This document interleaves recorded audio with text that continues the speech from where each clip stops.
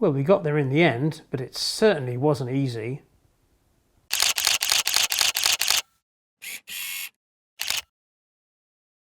If you remember on a previous video where I showed how I was painting up the stone structures, I noticed that the whole assembly had a curve in it due to an error in the mould. So what are we going to do? Because you can't leave it as a humpback viaduct. So it was time to take it apart and start again. So once I'd got the viaduct arches apart, it was then a case of taking off some of the upper material to get them straight. So I used a small Dremel to get most of it off. And then once that was complete and it would marry up properly with the next one, i.e. A to B to C to D, and once I got a decent join, what I've done then is, using a piece of sandpaper, is just simply sand off the edge to make sure it's flat, and then hopefully I should get a good join with the next arch. So that's A, so there's B, and as you can see, quite a simple evolution really, and you're not taking off that much material, but you are taking away some of the marks left by grinding it with a Dremel.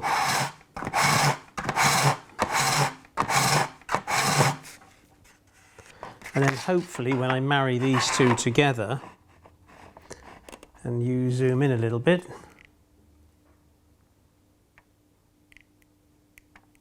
hopefully you can see that the join isn't that noticeable, and that if I put a ruler across the top of here, you can see that they're now flat. So, progress. So all I need to do is to do the rest and then glue it back together. As these red brick arch liners are going to be visible if you get a low camera angle on the layout, I thought, well, clearly I need to paint them, and I would normally use Humbrol enamel washes, but I don't have a Humbrol enamel white, so I thought I'd mix one up. And the reasons I'm going to use white is, in a nearby village, or small town called Bruton, there's a bridge called Lusty Bridge, and sadly I can't really get a clear shot at it because it's under repair. But as you can see, there's a great deal of white staining that's probably salt and other minerals that have come through where the bridge has been backfilled. So how do we get that kind of look on this bridge? So what I'm going to do is, using Precision's P976 dull white and a bit of thinners, I thought I'd try and make up a wash of my own. So hopefully I can do this without getting myself into a complete mess. It's not that rare for me to end up in a bit of a pickle. And one thing I might invest in is one of these paint stirrers. You can get little electric sort of paint stirrers, and if you've got one and you recommend it, then please leave a comment at the end of the video. Well, not at the end, but you know what I mean, in the comment section, because if you've got one, and if you can tell me the price you paid for it and perhaps where you got it from, and if it's any good, then perhaps myself and other subscribers to this channel might choose to get one. Anyway, I've given this a bit of a mix-up, so let's decant some of this into here. How am I going to do that? Nope, let's not do it that way. Let's just go for it. Now we're going to get the mess in. Stand by. And that should probably do it quantity-wise. I'll have a clean up later, as usual. Ba-ba-bum. Some thinners. Clearly I'm just making up the quantities. I've got no idea how much I need here. So let's go for a 50-50 mix and see what that looks like.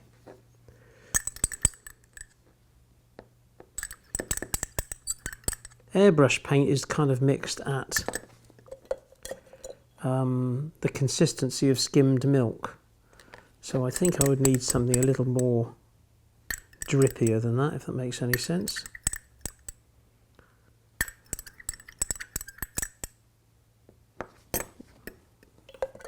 Because what we want to do is for it to take into the render, not the render, the pointing of the brickwork, and then and just generally run over it. So let's just give that a go. To prevent further damage, I will just pop a top on that precision paint thing, and then pop a top on there. Bring this on, and you can witness live the catastrophe that's about to take place. So what brush will we use? We'll use a thickish brush to allow it to run down. And of course, if we make a complete pig zero of this, we can always take it off and start again. So let's see how we can do it for a good camera angle. And let's have a little look. Hey, that's not too bad, is it?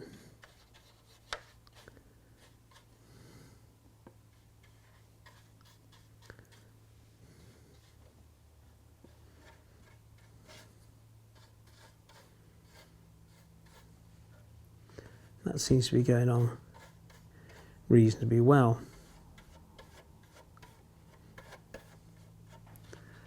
Okay, I'll get back to you when I've done the lot. I'm certainly going to get into a hell of a mess this time. So, because what I'm trying to do is, naturally, the kind of residues and the staining would take place in a vertical motion coming down the brickwork. So turning it on its back doesn't really help. So you need to do the painting to give you the right streaking when it's the kind of right way up.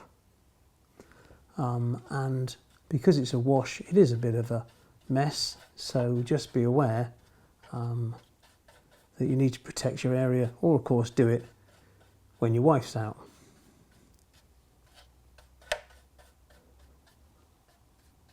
The thing to do is make sure it's not too uniform really, and hopefully you can see that it's just dripping everywhere. But hey, needs must. Still, if I make a pickle of it, perhaps you won't. Okay. And then when I finish with the white, what I'm probably going to do next is blow a coat of good old Halford's grey primer over the rest of the bridge, and then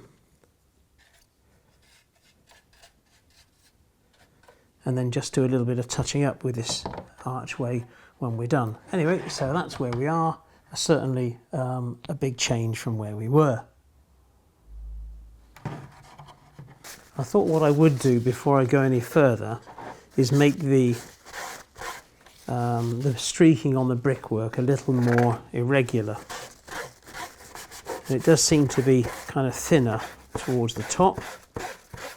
So I just want to make a few more streaks on it. Oh! Bit of gluing to come up there, excuse my language. God, I hate this kit. Oh dear, only on telly. Anyway, I will restreak it to make it look a little more prototypical, as we saw on that on the pictures of Lusty Bridge. Okay, this is a little better now. What I'm using is a small soft sponge, and all I'm doing is kind of dipping it in the paint. So we're using raw paint this time. And if I zoom into this section here, let's have a little look. Which one you want? That one there. And then what I can do is just dab it in and then sort of tease the colour, if it makes sense. I know it's downwards, but it's actually upwards into the bridge. So the white gets fainter as it goes up into the arch, which is exactly what it did on that bridge in Bruton. So we kind of got there in the end, but not without a minor disaster when the other end came unstuck. So hopefully you can see there's more of an irregular, pattern's the wrong term, but an irregular effect on the bridge. So there we are. I think that's a little better. Right, onward. When When this dries, before I do that, before I blow that coat of paint over, what I'm actually going to do is I'm going to cut away with a Dremel these small sections where the joins are before I put the capping strips on, because I flew my drone over a nearby viaduct a couple of months ago, and it showed that there were refuges here for the permanent waste staff. So to make it more of my own kind of viaduct, that's what I shall do once this has dried. I was going to use a Dremel, but I can't really get the angle on this, so what I thought I would do, I would just use an ordinary modelling saw and saw the sections out with that.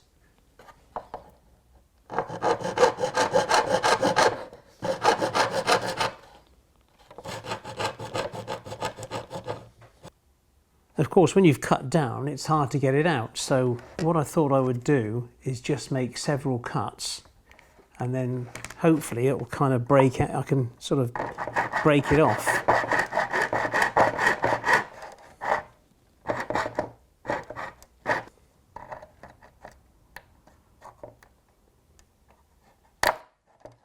Yeah, that kind of works.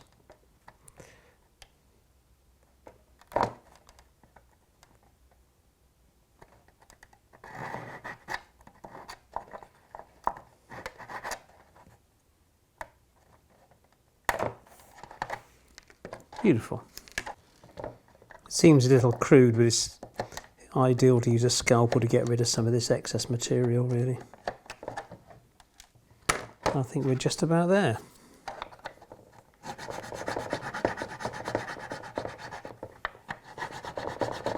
Well, that's the bridge done, with all the refuges cut out and filed down quite neatly, so that's pretty good. And I also mentioned earlier, didn't I, about the railings for the refuges, and this is a kit from Ratio. It's Ratio's kit 432, Southern Region Precast Concrete Pail Fencing. So I'll open this up, cut one to size and glue it in and see how that looks.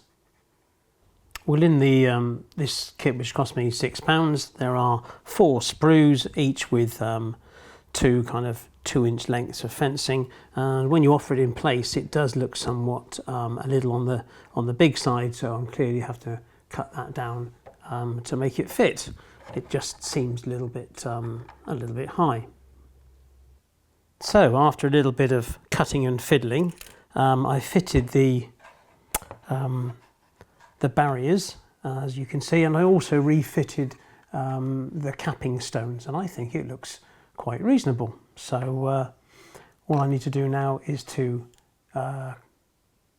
put a coat of grey primer over the whole thing, and then we'll start to work on making the stonework right before I fit it to the layout.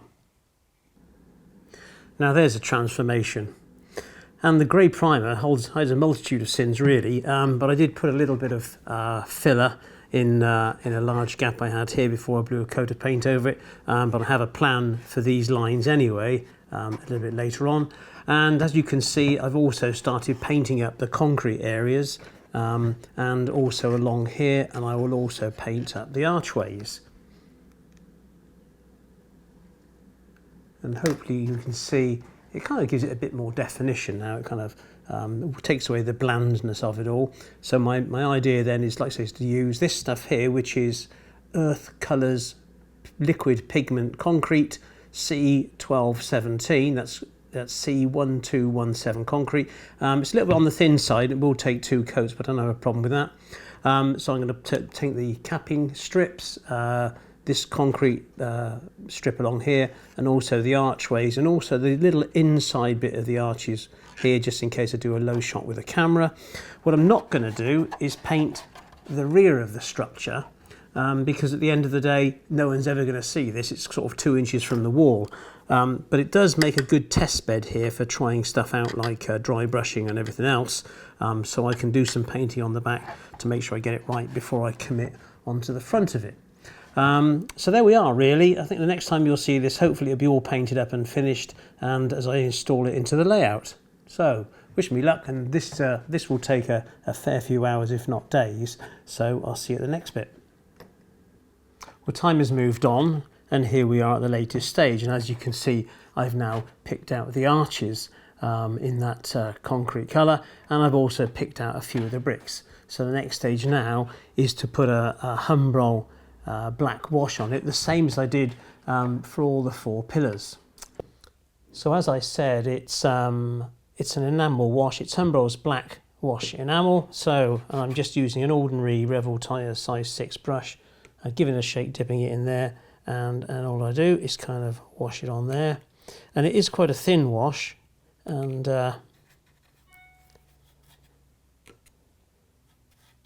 it's not too difficult to wash off should you change your mind and you think it's a bit too sort of gruesome. And similarly, if it's a bit thin, then you can always add some more.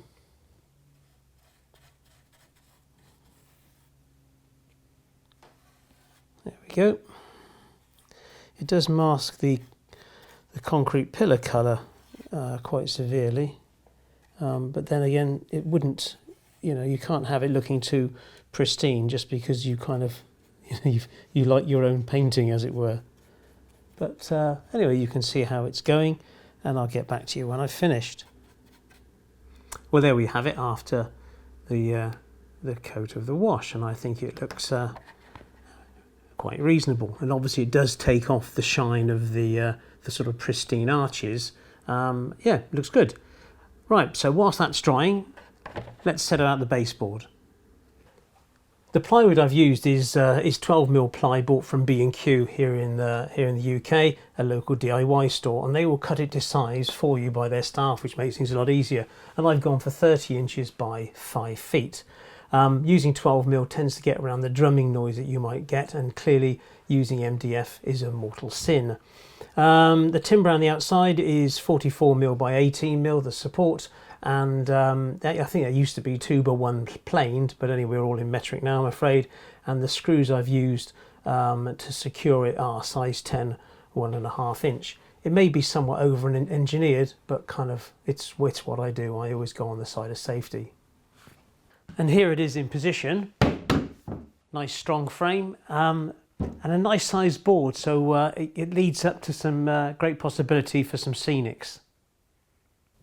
Now here's the viaduct more or less in position. The board is about 5mm too low, which is what I wanted to do, so I can make sure that I can get the track heights absolutely spot on, and it's probably just a little bit of cork underneath the viaduct which will allow me to do that. The last thing you want to do is obviously end up with the viaduct higher than the railway lines, and you're into all sorts of problems about cutting the pillars down. But there we go. The pillars themselves are a reasonable match. I do need to weather one of them down. The second one in from the right does look a little bit bright, so that's okay. The boards do have to be absolutely level as far as I'm concerned, because I'm going to put a river between 2 of the pillars. And to get them absolutely level, just in case your legs and your measurements and your sawing's a little bit out, what you can do is acquire these adjustable legs from Squires at squires.com, and these little feet go on the back of your uprights, and then you can just bring the boards level, so there shouldn't be a problem there. What have I got to do next? Well, I've got to buy a backscene to paste onto the wall, and then make up the landform that comes down the side, and I think building this landform will be the subject of the next how-to video. Well, that's wrapped up. Don't forget to leave a comment, and in the meantime, thank you to my patrons. Don't forget to subscribe, and there should be a video here, and if you liked it, please share it. I'll see you in a couple of weeks. Thanks a lot. Take care. Bye bye.